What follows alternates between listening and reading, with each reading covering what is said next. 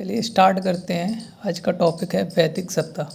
कब से कब स्टार्ट हुई है? तो देखिए, वैदिक सप्ताह जो है 1500 BC से लेकर 600 BC तक।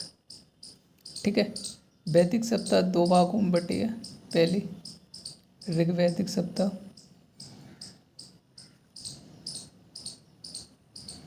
दूसरी है उत्तर वैदिक सप्ताह।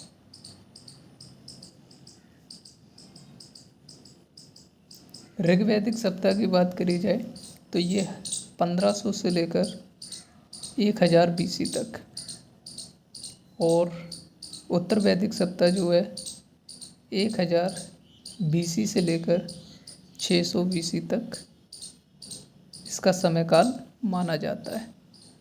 ठीक है।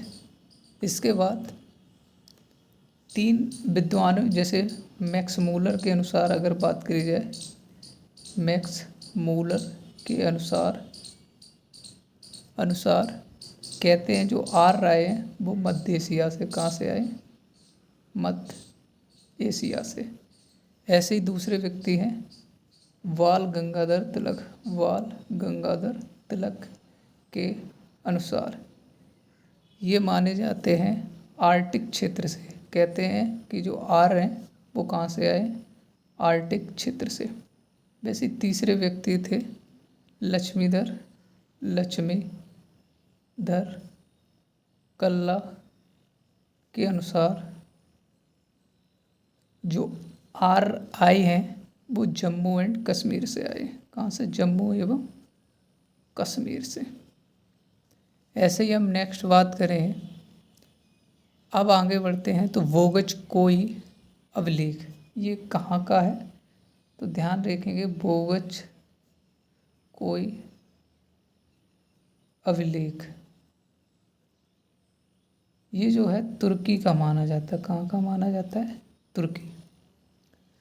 तो कब का है? तो 1400 BC पहले का है। कहाँ का है? तुर्की का, बता ही दिया है।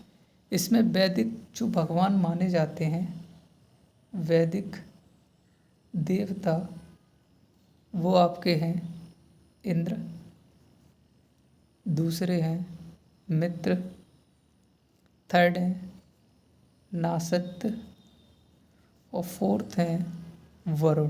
कौन है? वरुण। तो ये हो गए आपके वैदिक देवता, इंद्र, मित्र, नासत्य, वरुण। ठीक है। नेक्स्ट आप समझते हैं आर्यों का प्रारंभिक निवास। आर्यों का प्रारंभिक निवास तो ये जो माना जाता है वो सप्त सैंधव सभ्यता।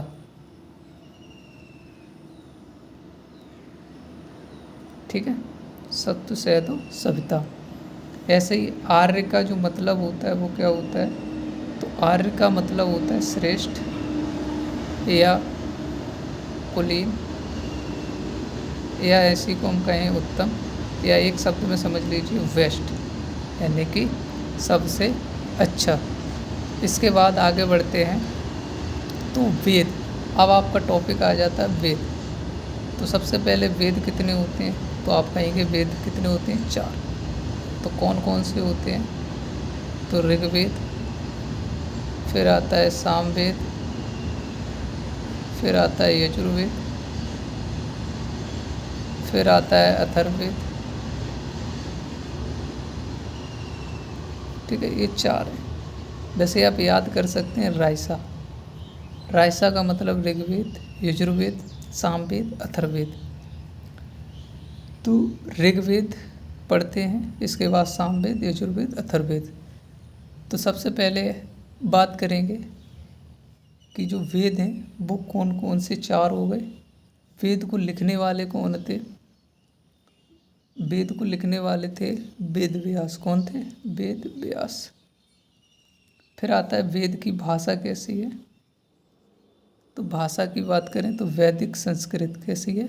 वैदिक संस्कृत।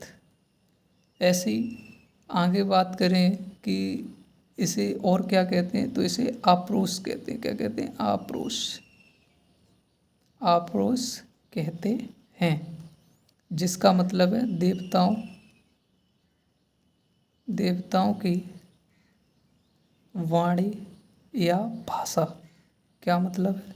देवताओं की वाणी या भाषा। वेद का अर्थ क्या होता है? तो वेद का अर्थ है ज्ञान। ज्ञान मतलब नॉलेज। क्या होता है? नॉलेज। ठीक है।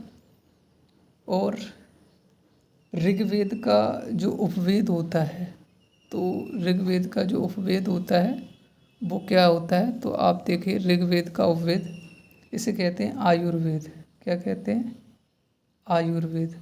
आयुर्वेद मतलब मेडिसिन से रिलेटेड है। वैसे ही और यजुर्वेद का वो होता है धनुर्वेद। क्या होता है? धनुर्वेद।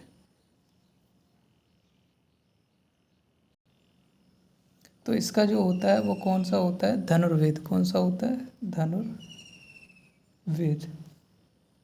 और इसका जो होता है अथर्ववेद का, वो होता है शिल्पवेद। कौन सा होता है? शिल्पवेद। ठीक है। और इसका होता है गंधर्ववेद। तो पूछ लिए जाते हैं कि ऋग्वेद का उपवेद बताइए। आयुर्वेद। सामवेद का तो गंधर्ववेद। यजुर्वेद का धनुर्वेद। शिल्पवेद मतलब अथर्ववेद का, यानी कि निर्माण से रिलेटेड चीज़ें होती हैं। ठीक है।